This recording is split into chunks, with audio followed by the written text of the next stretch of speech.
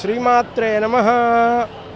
सा चंडी नवकोटिशक्ति सहिता मां पातु विश्वेश्वरी लागा అమ్మవారి యొక్క దివ్యమైనటువంటి ప్రార్థన.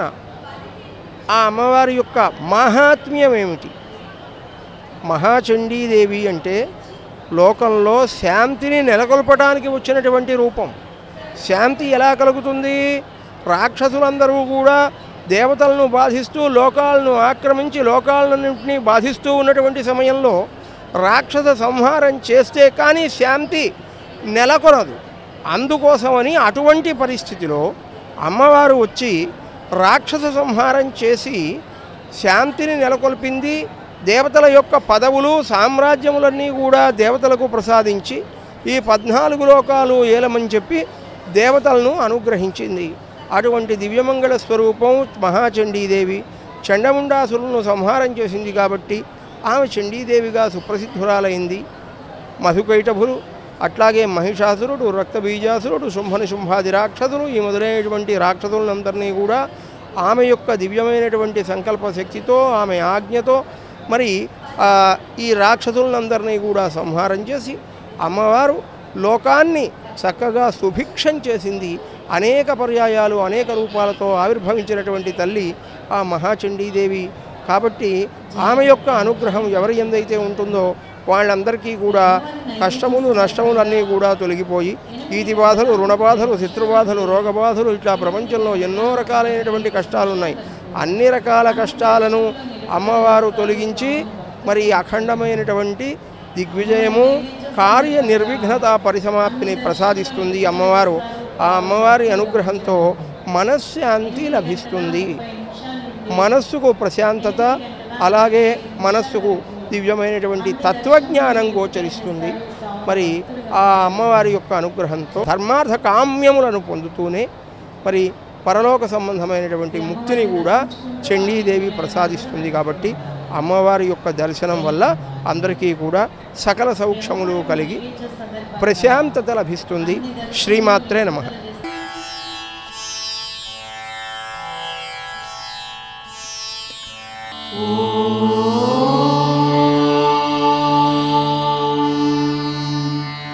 दुर्गायै नमः।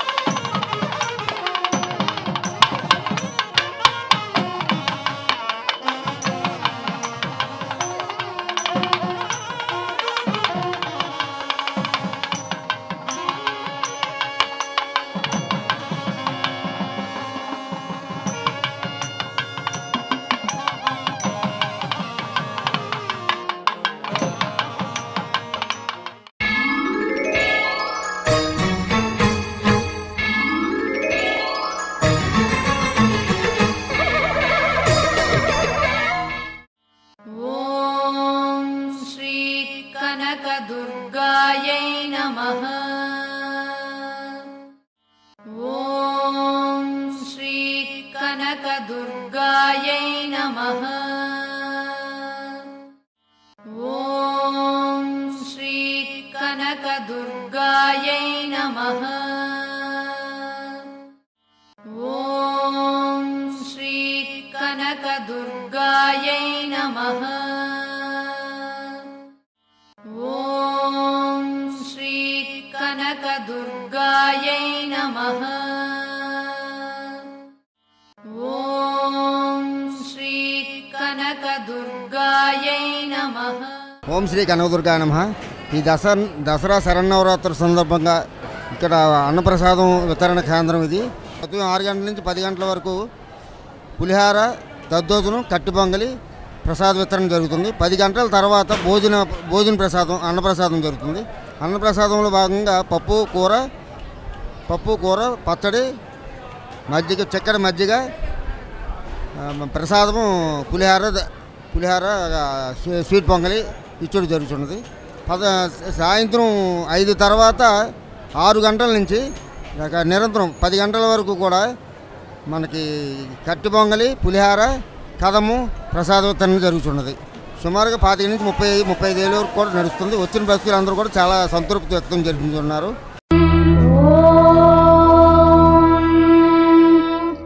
అథ అర్గళా స్తోత్రం. అస్య శ్రీమదర్గళా స్తోత్రమంత్రస్య విష్ణుర్ఋషిః అనుష్టుప్ ఛందః శ్రీమహాలక్ష్మీర్దేవతా శ్రీజగదంబా ప్రీత్యర్థే సప్తశతీ పాఠాంగత్వేన పారాయణే వినియోగః. ఓం నమశ్చండికాయై. మార్కండేయ ఉవాచ. ఓం జయంతి మంగళాకాళీ భద్రకాళీ కపాలిని దుర్గా క్షమా శివా ధాత్రీ స్వాహా స్వధా నమోస్తుతే. జయత్వం దేవి చాముండే జయ భూతార్తిహారిణి జయ సర్వగతే దేవి కాలరాత్రి నమోస్తుతే. మధుకైటభవిద్రా వివిధాతృవరదే నమః. రూపం దేహి జయం దేహి యశో దేహి ద్విషో జహి.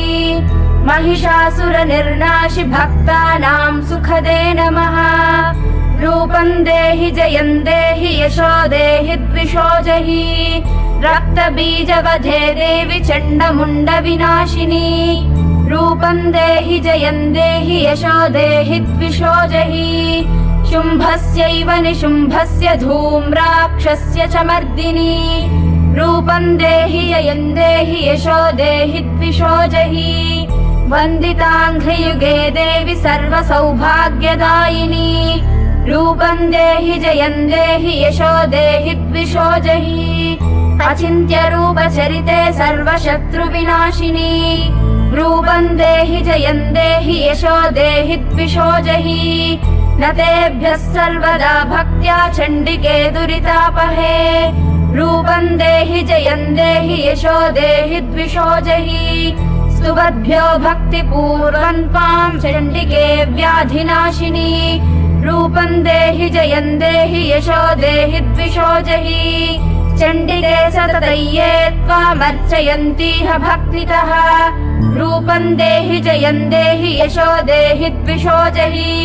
देहि सौभाग्यमारोग्यं देहि मे परमं सुखम्. रूपं देहि जयं देहि यशो देहि द्विषो जहि. विधेहि द्विषतान्नाशं विधेहि बलमुच्चकैः. रूपं देहि जयं देहि यशो देहि द्विषो जहि.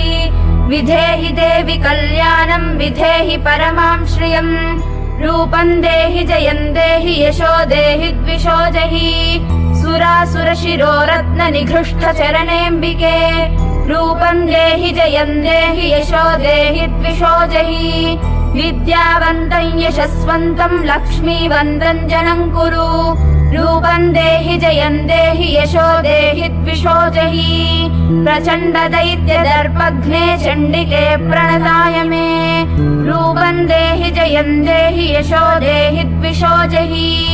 चतुर्भुजे चतुर्वक्त्र संस्तुते परमेश्वरी रूपं देहि जयं देहि यशो देहि द्विषो जहि कृष्णेन संस्तुते देवि शश्वद्भक्त्या सदाम्बिके रूपं देहि जयं देहि यशो देहि द्विषो जहि हिमाचलसुतानाथ संस्तुते परमेश्वरी रूपं देहि जयं देहि यशो देहि द्विषो जहि इन्द्राणीपति सद्भाव पूजिते परमेश्वरी रूपं देहि जयं देहि यशो देहि द्विषो जहि देवि प्रचण्ड दोर्दण्ड दैत्य दर्प विनाशिनी रूपं देहि जयं देहि यशो देहि द्विषो जहि देवि भक्तजनोद्दाम दत्तानन्दोदयेऽम्बिके रूपं देहि जयं देहि यशो देहि द्विषो जहि पत्नीं मनोरमां देहि मनोवृत्तानुसारिणीं